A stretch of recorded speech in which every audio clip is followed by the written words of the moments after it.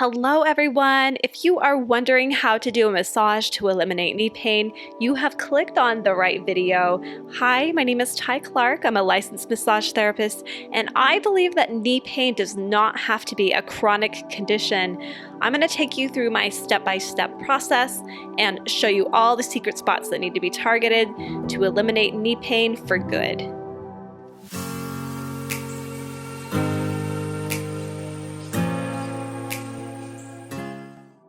If you love seeing massage tutorials, ASMR massages, or other self-care techniques, make sure you've clicked that subscribe button down below to get more videos from me. And also comment down below if this is something that you suffer from. Now to start off, we are going to be doing some warming techniques to the muscles. You need to start here as they are the source of many knee problems. We feel pain at the ends of our muscles or the tendon areas typically, but the problem is usually somewhere up higher. Massage of the rectus femoris can address pain felt under the kneecap as well as below the kneecap, but I would always do this muscle no matter where the pain is felt. Now right here I'm slowing down to do some deeper work.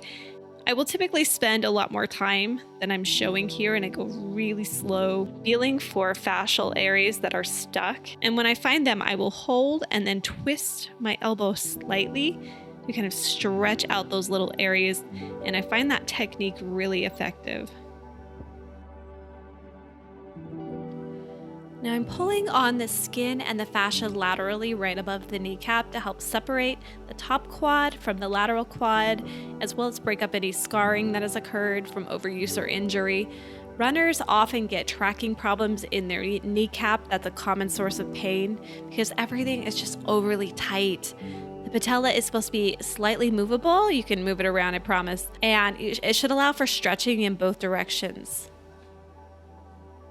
Now I've shown you how you can use your elbow and your fingers to do the same thing right here. Cross friction is also ideal at this point to loosen everything up. You're going to strum your fingers over the tendons, and this is going to bring some welcome relief. Now prop their leg up on a pillow so that the back of the leg is fully extended. You need the kneecap to be fully movable here. Now this is one of the few times that I will use my thumbs to lightly nudge the kneecap over. For those that have pain caused by tracking problems, this is going to be the fix. If it doesn't move much, that could be an indication that that might be contributing to knee pain. You can see how I'm testing his patella for mobility here. I know after my own knee surgery, my patella didn't move much, and we had to do this type of therapy. Now I'm going to do the same thing on the medial side, and it may not move as far as the lateral side, and that's okay. Now, if they are having meniscus problems like inflammation or tears, you can usually tell because friction over this area under the knee will be painful. The meniscus takes so long to heal because it doesn't get very good blood flow, so this technique will encourage that. And it will also release tight fascia, contributing to the pain. Now, I will typically include Guasha in this type of massage. If you want to learn more about this technique, you can check it out at the video above. But for knee pain, it is extremely effective at breaking up fascial adhesions that cause IT band syndrome or pain on the lateral side of the kneecap. I cannot stress this enough that IT band syndrome most likely won't be eliminated by massaging up and down the muscle. You have to separate vastus lateralis or rectus femoris to get it to go away for good. The redness that you are seeing is pretty typical for those of us that experience that lateral tightness. It's normal and it's part of the process of healing. I like to take all of this to a deeper level at this point by bringing their leg to the edge of the table. And now I'm going to use some passive release techniques to help reset the nervous system here and stretch out that entire fascial line. And this works for a reason. A lot of times when we get injured, our muscles guard and protect the area. This really teaches the muscle that it can move without overprotecting itself. This is also a great time to add Guasha to the top of the muscle to really affect those deeper layers. You can even include movement by having them raise or lower their leg while you're actually scraping.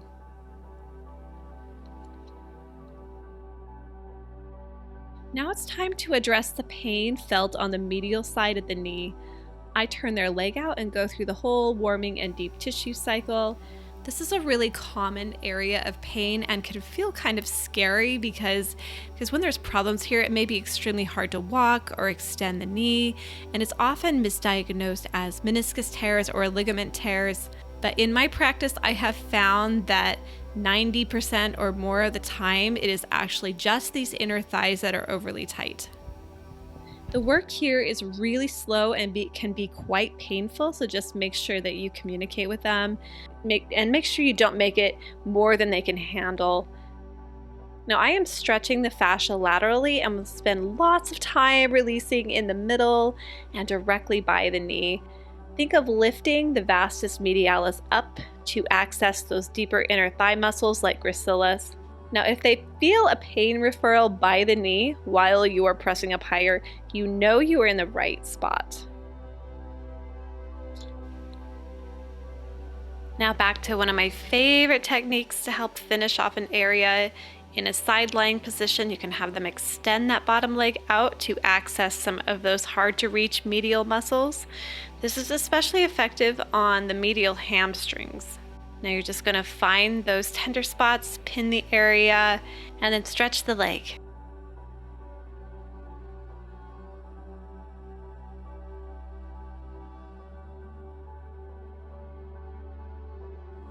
Now, one of the most missed and surprising contributors to knee pain is the hamstring.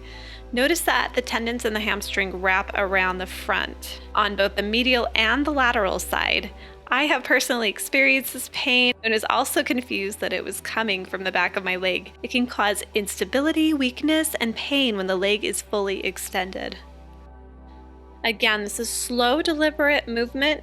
Look for areas that stop your elbow momentum.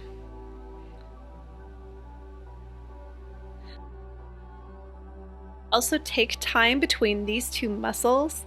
If it's part of the problem, they may feel the pain referral all the way to the front when you're working here. This is another time that I'm going to be using that lateral movement. So think of pulling the skin and the fascia across the leg rather than moving up the leg.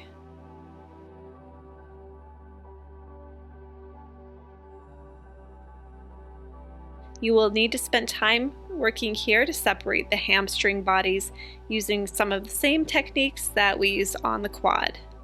I'm not going to show the full thing, but I do go in between the muscles that slowly. It probably takes me a good 5 minutes to go through. Now let's help affect the nervous system and give that fascia one final stretch.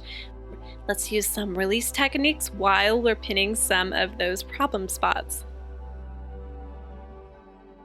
One sensation that a lot of my clients feel when fascia is releasing is a burning feeling, which isn't always pleasant, but once you recognize it, it's nice to know things are changing in your body and that the massage is working.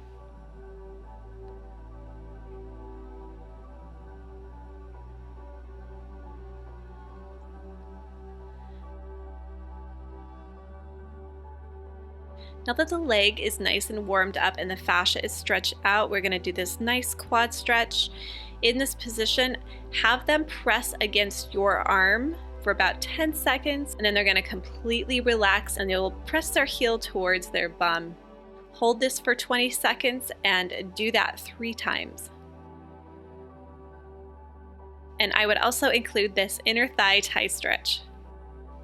I hope these techniques help you. If you like the video, make sure you click that subscribe button and the like button, comment down below, and we'll see you in the next one.